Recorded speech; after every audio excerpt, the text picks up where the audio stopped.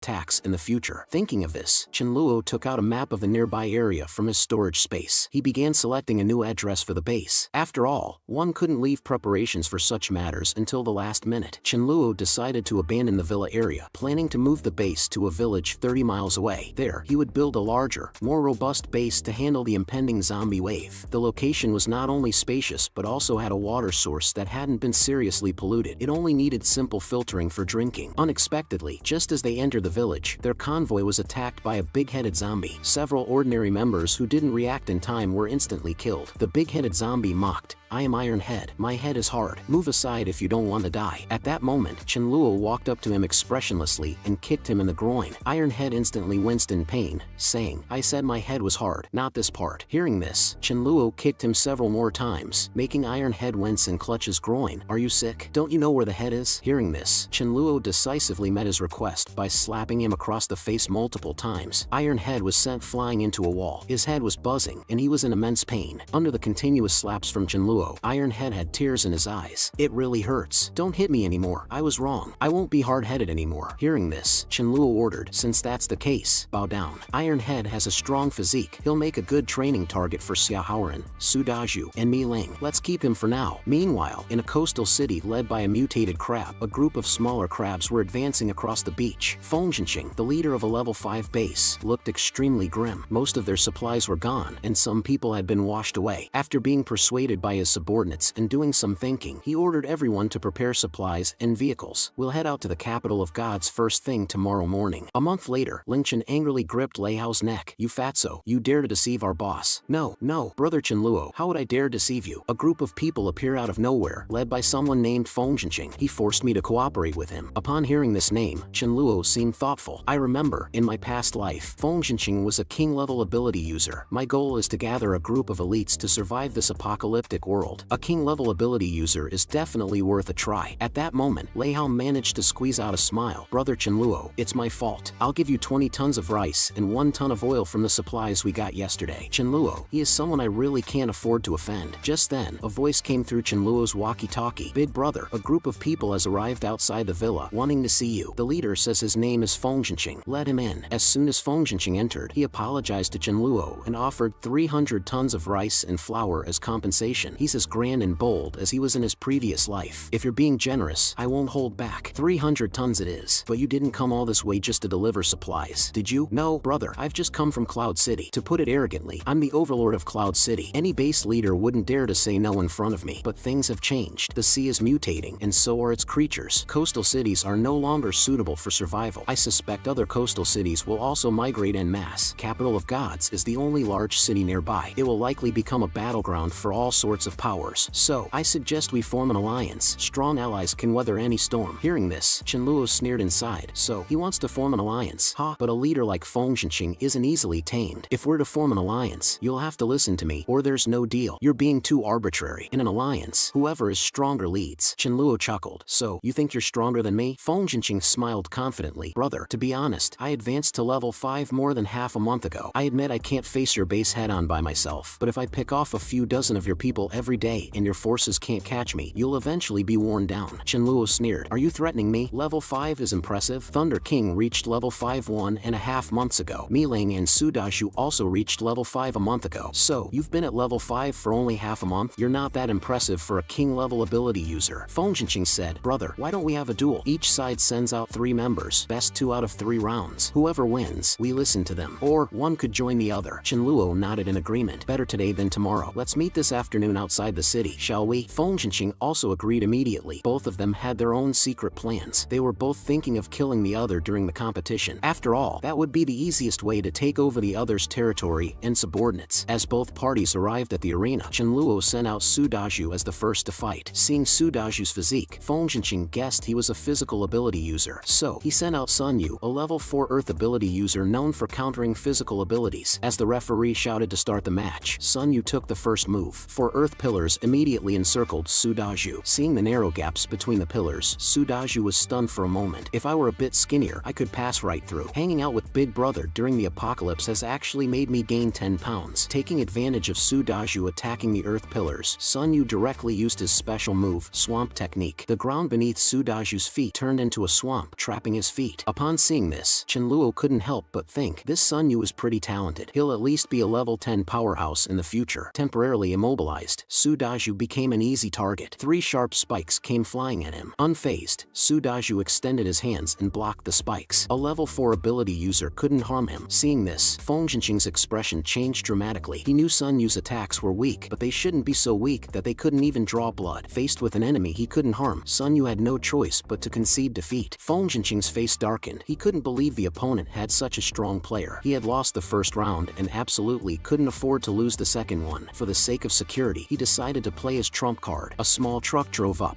and Feng Jinqing ordered a zombie to be released. The crowd was shocked. No one had expected Feng Jinqing to actually send out a zombie. Even Chenluo was stunned. Fine, I'll also send out a zombie, he decided. Chenluo had Sudaju bring out Iron Head. When Sudaju and Shuyun escorted Iron Head over, the zombie roared at Chenluo, I'm starving. Give me something to eat now. Annoyed by the tone, Chenluo kicked Iron Head. You've been obedient this past month, which pleases me, but I don't like the tone you just used. What? Don't care for your life anymore? Chastised, Iron Head calmed down a bit. Chenluo pointed at the zombie on the other side. Kill it. The instruction instantly piqued Iron Head's interest, and he let out a roar towards the opposing zombie. Feng Jinqing's expression changed drastically. What the hell? Whatever I have, Chenluo has too. I control a zombie, and he controls a zombie too. I wonder how strong this one is. Iron Head charged towards the enemy fire elemental zombie, which immediately released a fireball explosion. Unfazed, Iron Head extended his head to directly counter the fiery blast. The fireball hit Iron Head's head, leaving only a small scorch mark, but Iron Head dodged around the zombie and charged towards the crowd. Seeing this, Chenluo quickly rushed over. He absolutely couldn't let Iron Head eat people, especially not the girl who could grow plants. Chenluo forcefully pulled Iron Head's head away, saving Ouyang Lu in the process. Iron Head roared madly, I want to eat people. Chenluo responded emotionlessly, I said tomorrow. Enraged, Iron Head roared, you lied. I'll never make it to tomorrow. If you won't feed me, then I'll eat you. I've had enough of this. Just then, Iron Head began to undergo an unknown transformation. He started to grow rapidly, his entire body enlarging. Chenluo's face changed. He's mutating, and mutations have a process. Should I deal with him before he completes the mutation? After thinking for a moment, he decided to watch Iron Head's transformation coldly. Right now, Iron Head is level 5. If he mutates, he'll be at least level 7 or even higher. However, since Rice didn't send a warning, it means there's no danger. Maybe I'll even obtain a level 7 crystal later. That wouldn't be too bad. With that thought, Chenluo conjured a sword from thin air and yelled, what are you all standing around for? Run! Do you want to die? He then swung his sword at Iron Head's leg, aiming to sever it. However, to his surprise, the sword inflicted no damage. By now, Iron Head had completed his mutation, growing from under 2 meters to an enormous 13 or 14 meters, a literal giant. Iron Head shouted, my head is truly iron now. I'll crush you. Saying this, he stomped repeatedly, creating huge craters with each step. Chenluo was shocked. This is at least a level 8 attack. Fine, then don't blame me for targeting your weak points directly. He leapt high into the air, aiming his sword directly at Iron Head's groin, only to find that he couldn't inflict any damage, not even breaking through the defense. Iron Head sneered, I told you, my head is truly iron now. I'm not afraid of you anymore. Realizing that what was once a weakness had now become Iron Head's strongest point, Chenluo found himself under continuous stomping attacks. With only brief moments to spare, he managed to take a swing at Iron Head. The current Iron Head proved to be more troublesome than the level 8 wind-type zombie he had killed using time acceleration. Despite the relentless attacks, Chenluo managed to cope with ease. He also saw this as a rare opportunity to practice his second special ability. He focused his mind on the space around Iron Head's waist, causing Iron Head to suddenly halt. Iron Head felt as if something was tearing at his body and concentrated his own special abilities on his waist to resist the tearing. After some attempts, Chenluo fully unleashed his power, creating a spatial force around Iron Head's waist. However, due to Iron Head's level 8 robust physical constitution, Chenluo encountered considerable resistance while trying to cut through. Just as they reached a stalemate, Feng Jinqing suddenly shouted, Chenluo, let me help you. He couldn't allow Chenluo to live, otherwise, his base would be in jeopardy. The next moment, a tornado swept towards Chenluo. Though the tornado enveloped him, Chenluo remained unshaken. It wasn't that the tornado had no effect on him, but rather that the force was too weak. Seeing Chenluo unscathed, Feng Jinqing was shocked and quickly apologized, claiming it was unintentional. He couldn't believe his ultimate move had no effect. By this time, Iron Head's waist had already been cut in half. Iron Head cried out in pain, don't cut my waist. I was wrong. Iron Head was wrong. Ignoring his pleas, Chenluo cleaved cleaved him in two with one swipe of his sword and immediately extracted the crystal from Ironhead's body. Witnessing this, Feng Zhenqing was flabbergasted. Could this mutated zombie have been level 8 or 9? And yet, Qianluo killed it effortlessly. Regret filled him. He shouldn't have tried to ambush such a formidable opponent. With cold sweat running down his face, Feng Zhenqing offered his allegiance to Qianluo, willing to recognize him as the leader. However, Qianluo didn't acknowledge his offer and instead questioned why Feng Zhenqing had tried to ambush him. Frightened, Feng Zhenqing hurriedly explained, "Younger brother, you have to believe me. It was truly an accident." Upon hearing these words, Qianluo suddenly slapped Feng Zhenqing across the face. "Don't take me for a fool. Who would believe such nonsense? Ask your own men if they believe you. Next time you lie, come up with a better excuse." Saying so, he backhanded Feng Zhenqing with another slap. "You bastard." Bruised and battered, Feng Zhenqing lowered his head and mumbled, "Big brother, please stop hitting me." Qianluo coldly snorted, "Per our agreement, the loser joins the winner. What do you say?" Upon hearing this, Yanlu thought for a moment and agreed to honor the agreement, especially since Qianluo had just saved him. From any angle, she had no reason to refuse. "Bring forth the talented individuals in your team. You should know who they are," Qianluo added. Without any fuss, Yanlu promptly pointed out the level 4 members of his team as well as those with light and nature abilities. Feng Zhenqing, seeing all of this, was fuming with anger at their betrayal, but he dared not say a word. Survival was his top priority now. Believing that as long as he was alive, he would have another chance to rise again, Feng Zhenqing proposed a deal to Qianluo to spare his life in exchange for persuading his men to join Qianluo's base. "People can be replaced. With my level 5 abilities, I'm not afraid of not being able to recruit more." "A deal, you say? Fine. I promise not to lay a hand on you," Qianluo responded. Feng Zhenqing quickly completed the transaction and hastily turned to run away, confident that no one could catch up to him except Qianluo. What he didn't know was that Qianluo had no intention of chasing him down. Instead, he had dispatched his killer dog, Thunder King. After running for about 2 kilometers, Feng Zhenqing relaxed, thinking he had escaped. However, he suddenly sensed something and turned around to find a stray dog, Thunder King, catching up with him. Before he could react, Thunder King unleashed his newly learned attack, Electro Dragon Drill. Lightning surged endlessly, channeling into Feng Zhenqing. In his final moments, Feng Zhenqing let out a roar of frustration, realizing he wasn't even a match for Qianluo's dog. Thunder King's eyes lit up, thinking, "This round should at least get me 1,000 points." After Qianluo reviewed all the information on Feng Zhenqing's subordinates, he thought that although the new base could easily accommodate 3,000 people, they still needed to pass some tests. With this in mind, he instructed Leng Chen to brief them on the rules and benefits at their place, as well as the guidelines for the tests. Once Leng Chen left, Thunder King returned, carrying Feng Zhenqing's level 5 crystal in his mouth, hoping to claim his points. Looking at Thunder King's expectant face, Qianluo chuckled and said, "The crystal is worth 300 points, and your operation fee is 200, so that makes it 500 points in total. Okay, come on, let's go to the new base and see how the construction is going." Meanwhile, Xia Haoren, who was guarding the new base, encountered a huge dung beetle pushing a ball of dung along with a group of smaller beetles. Annoyed, Xia Haoren punched it, sending it flying 10 meters away. This infuriated the dung beetle. "I'm just here to eat some dung. Why are you hitting me?" Just as Xia Haoren was about to deliver the finishing blow, Qianluo arrived. Seeing the dung beetle, he quickly intervened. "Don't kill it. This creature can help improve the environment. We should keep it alive." Qianluo looked at Meng Yin, his eyes lighting up. "Can you communicate with it?" Meng Yin nodded. "This dung beetle is saying it didn't expect to get hit for trying to eat some dung. It's crying." Hearing this, Qianluo was overjoyed. "You can communicate with it. Perfect. Be my translator and tell it that it was an accident. If it wants to eat dung in the future, it can feel free to come over. We've got plenty." The dung beetle, hearing this, drooled and said it could eat 200 pounds of dung a day. Qianluo immediately agreed. "Ah, all right, we'll have plenty." Elsewhere, Zhao Hai heard from his subordinates that Qianluo had taken everyone to a new base, and many were considering pledging allegiance to him. After some thought, Zhao Hai decided to dissolve his base and lead everyone to join Qianluo. After all, in the apocalypse, power is everything. Managing skills are irrelevant if you're not strong enough. When they saw the tall walls of the new base, they felt a complex mix of emotions. The gap is getting bigger and bigger. Qianluo received the news and came out to greet them personally. "Bro Hai, what brings you here?" Qianluo laughed. Zhao Hai's face was full of smiles. "Don't call me Brother Hai anymore. Just call me Little Hai." He added bitterly, "I came to join you for survival." Without a second thought, Qianluo agreed. Although Zhao Hai was not very powerful, he was excellent at gathering information. Qianluo had just formed 2 intelligence teams, and the second team needed a leader. Zhao Hai was perfect for the role. Hearing this, Zhao Hai was thrilled. It was a role that didn't require frontline fighting with zombies and allowed him to play to his strengths. Just then, Chen Guan brought in a man named Lin Tian, who claimed to have come from a nearby coastal city. He said he brought gifts to meet Qianluo. Qianluo took the list and his eyes turned icy. To think Lin Tian, an enemy from his past life, would present himself. In his previous life, Lin Tian not only stole the resources he and Su Daju had painstakingly gathered, but also had his men kill his good brother Su Daju. Although Lin Tian had not yet done anything in this life, he still had to die. Lin Tian ordered his men to bring several turtle shells, saying they were incredibly sturdy, and even a level 4 ability user would find them hard to break. After accepting the gifts, Chenluo prepared to head to the coast. Unexpectedly, on his way, he encountered a zombie blocking the road to rob him. Seeing Chenluo's car approach, the zombie immediately stopped it, tapped on the window, and gestured for Chenluo to get out. "I have something to talk to you about," it said. Seeing Chenluo obediently get out of the car, the zombie was quite pleased and smirked. "I have an ambush set up. You lure humans to me so I can eat them, but be careful not to lure too many at once. I might not be able to handle it." Chenluo asked what the benefits would be for him. The zombie immediately threatened Chenluo, saying that if he dared to ask for benefits, he would remove Chenluo's kidneys without anesthesia. Unbeknownst to him, this move earned him a beatdown from Chenluo. Chenluo now understood that this was a low-level zombie, but possibly smarter than level 6 or 7 zombies. After some education from Chenluo, the zombie immediately cowered, falling to its knees and begging, "Big brother, stop hitting me. I was wrong." Chenluo coldly chuckled. "You have two choices. Either you help me lure in higher-level zombies, and I'll give you meat to eat, or I kill you right here and now." Hearing this, the zombie immediately chose to help lure higher-level zombies. Next, Chenluo arrived at the coast and immediately aroused the attention of large sea turtles. 3 of them stretched out their long necks and were about to bite Chenluo right in the groin, causing him to quickly cover himself. "Where the hell are you trying to bite?" Following this, Chenluo swiftly and accurately grabbed one of the sea turtles by the head and decapitated it using a sword conjured from thin air. In this way, he easily killed all 3 turtles. Just as he finished collecting the turtle shells, a roar came from nearby. Turning his head, Chenluo saw a giant sea turtle, about 10 meters long. Judging by its size, it probably had the strength of a level 8 creature. The sea turtle looked at Chenluo with icy eyes. It was this man who had killed many of its kin. Although it was 5 or 6 meters away from Chenluo, the sea turtle king opened its enormous mouth and lunged toward Chenluo's head. Facing the lightning-fast attack from the sea turtle king, Chenluo was well prepared and easily dodged. He then reached out with his left hand and firmly gripped the sea turtle king's head while swinging his sword of emptiness with his right hand. Not only did it cause no harm, but it also successfully enraged the sea turtle king. Instantly, several astonishingly powerful water jets burst from the gaps in its shell and body. Chenluo's pupils constricted as he quickly let go of the sea turtle king and used his void walk to evade. Had it not been for void walk, Chenluo would certainly have been hit directly by this attack. Chenluo looked at the sea turtle king with wavering eyes. He had originally planned to kill the sea turtle king and steal its offspring, but his plan backfired. Although he could fight the sea turtle king, it would drain almost all of his abilities. Without the power of void walk, he could lose his life in this dangerous coastal environment. Therefore, Chenluo used a diversion tactic to lure away the sea turtle king and void walked back to the beach. Digging in the sand, he indeed found 4 turtle eggs. Seeing the sea turtle king return, Chenluo used void walk to flee again. The sea turtle king, now realizing it had been fooled, let out a frustrated roar for a good while. Then it swam furiously into the depths of the ocean, intending to find its companions to rescue its offspring. What the king of the void wants, he gets, Chenluo mumbled, carrying the turtle eggs back to base. 2 days later, Chenluo suddenly remembered his previous agreement with the zombie. He asked Rice if there was any response. There were surprises, but all were without danger. It was as if luck was on his side. If Rice said there was no reaction, Chenluo would go out, leaving Rice puzzled. Rice couldn't understand why he couldn't continue to sense Chenluo, while Mi Ling and Mi Li still could. Could his ability have a cooldown time for the same target? Arriving at the agreed location, the zombie indeed brought another zombie from a distance. Upon seeing Chenluo from far away, the zombie pointed at him and loudly said, "Boss, it's him." Upon hearing this, the skinny zombie revealed a sinister smile on his face and directly launched a space-cutting attack aimed at Chenluo. Chenluo's pupils constricted, and he immediately used void walk to escape. Without void walk, he would have definitely died. Just then, the skinny zombie sprinted toward him with full speed. Chenluo was startled by the zombie's speed, thinking, "This must be at least level 9. I'm confident in dealing with level 8, but definitely not level 9. If I encounter that, I can only run." Hiding behind a large rock, Chenluo cautiously observed the zombie. This was truly terrifying, but Rice had said his luck was explosive, with only surprises and no danger. It seemed the only solution was to use time acceleration. Just then, the skinny zombie, noticing Chenluo had disappeared, shouted loudly, "What ability did you just use? Was it a spatial ability? Can you teach me?" Before Chenluo could reply, a closed spatial barrier appeared around him. It was a spatial cage designed specifically for countering void walk. Seeing there was no way out, Chenluo had no choice but to draw his sword of emptiness and slash at the zombie. However, he couldn't even cut through the zombie's defense. Angered and in pain, the zombie slashed at Chenluo with its claw, wounding him. Chenluo hesitated no more and immediately activated time acceleration. Although using time acceleration risked crystal fracture, it was his only option now. Trusting in Rice's prophecy that he would have surprises without danger, he activated the ability. Under the acceleration of time, the level 9 zombie screamed and fell to the ground. Chenluo was ecstatic, but did not immediately collect the crystal from the dead mutant. What if it's playing dead, he thought. Meanwhile, the burly zombie next to him rubbed his eyes, unable to believe what had just happened. He then turned around and ran. He had failed in his mission to kill Chenluo, and if caught, he would surely be killed. However, he hadn't run far when Chenluo blocked his way using Void Walk. Well,